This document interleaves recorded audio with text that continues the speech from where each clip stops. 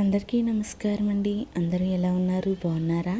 ఈరోజు బాదం powder, homemade బాదం పౌడర్ ఎలా తయారు చేసుకోవాలో చూద్దామండి.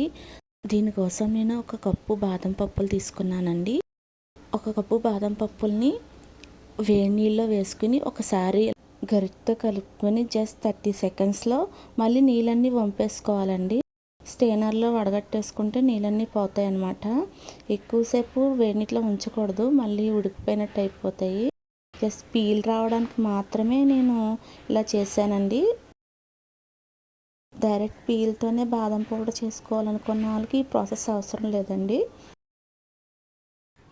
బాదం పీల్ మొత్తం తీసేసినాక అన్నీ ఒక అరగంట ఎండలో పెట్టుకోవాలండి. ఒక అరగంట తర్వాత స్టవ్ మీద ఒక ప్యాన్ పెట్టుకుని ప్యాన్ వేడైనాక బాదం పిక్కలు వేసుకొని బాగా ఫ్రై చేసుకోవాలి. బాదం పిక్క లోపలికంతా వేగే వరకు బాగా ఫ్రై చేసుకోవాలన్నమాట. ఇప్పుడు నేను చూపిస్తున్న విధంగా చూసారు కదండి, లోపలికంతా ఎలా ఫ్రై అయిందో. అలా ఫ్రై చేసుకుంటే మనకి బాదం పౌడర్ ఎక్కువ రోజులు నిల్వ ఉంటుంది. తర్వాత ఒక 15 పిస్తా పప్పులు, ఒక 10 జీడిపప్పులు వేసుకుని బాగా ఫ్రై చేసుకోవాలి. ఒక 2 మినిట్స్ ఫ్రై చేసుకున్న తర్వాత ఒక 5-6 యాలక్కాయలు వేసుకోవాలి. అలాగే 2 లవంగ మొగ్గలు వేసుకోవాలి. యాలక్కాయలు, లవంగ మొగ్గలు వేసుకుని 1 నిమిషం ఫ్రై చేసుకోవాలండి.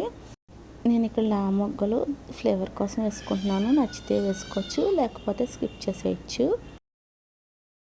1 నిమిషం బాగా ఫ్రై చేసుకున్నాక ఒక ప్లేట్లోకి తీసుకుని బాదం పప్పు అంతా చల్లారనివ్వాలి. మనం బాదం పప్పులు మిక్సీ పట్టుకుంటానికి ముందు ఒక 10 బాదం పప్పులు, 2 జీడిపప్పులు అలా తీసుకుని పక్కన పెట్టుకుని ముక్కలు చేసుకోవాలండి. 1 కప్పు పంచదార పొడి వేసుకోవాలి ఇప్పుడు మిక్సీ జార్లో. అలాగే ఒక 5-6 యాలక్కాయలు, మనం ముందుగా ఫ్రై చేసి పెట్టుకున్నాం కదా యాలక్కాయలు, లవంగ మొగ్గలు, అవి కూడా వేసుకొని మిక్సీ జార్లో ఒక అర స్పూన్ నుంచి ఒక స్పూన్ వరకు పసుపు వేసుకొని మిక్సీ పట్టుకోవాలి. ఫ్రై చేసి పెట్టుకున్న బాదం పప్పు, అలాగే కొద్దిగా పాల పొడి, ఒక 4-5 స్పూన్లు పాల పొడి వేసుకుని బాగా మిక్సీ పట్టుకోవాలి. బాదం పౌడర్ రెడీ అయిపోయిందండి. నేను ఇందులో కొంచెం షుగర్ తక్కువ వేసానండి. మీరు యాక్చువల్గా అయితే 2 కప్పులు వేసుకుంటే కరెక్ట్గా సరిపోద్ది. నేను 1 కప్పు వేసాను అనమాట. మీరైతే 2 కప్పులు వేసుకోండి.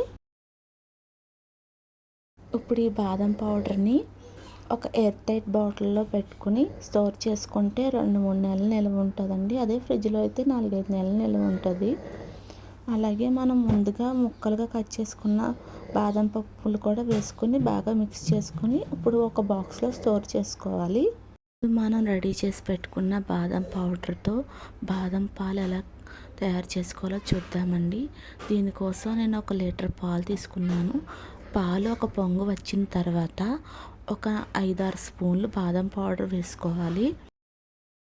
బాదం పౌడర్ వేసినాక కలుపుకుంటూ ఒక పావు గంట వరకు మరిగించుకోవాలండి. ఒక 4 గ్లాసులు పాలు 3.5 గ్లాసు పాలు అయ్యే వరకు మరిగించుకోవాలి. అప్పుడే మనకి పాలు చిక్కగా ఉంటాయన్నమాట. ఇప్పుడు బాదం పాలు రెడీ అయిపోయినాయి. వీటిని వేడిగా కావాలంటే వేడిగా, చల్లగా కావాలంటే ఫ్రిడ్జ్లో పెట్టుకుని చల్లగా సర్వ్ చేసుకోవచ్చు. నేను ఇక్కడ పాలు చల్లారినాక బెల్లం పొడి వేసి కలిపానండి. ఇష్టం ఉన్న వాళ్ళు అలా కూడా కలుపుకోవచ్చు. ప్లీజ్ సబ్స్క్రైబ్ చేసుకోండి.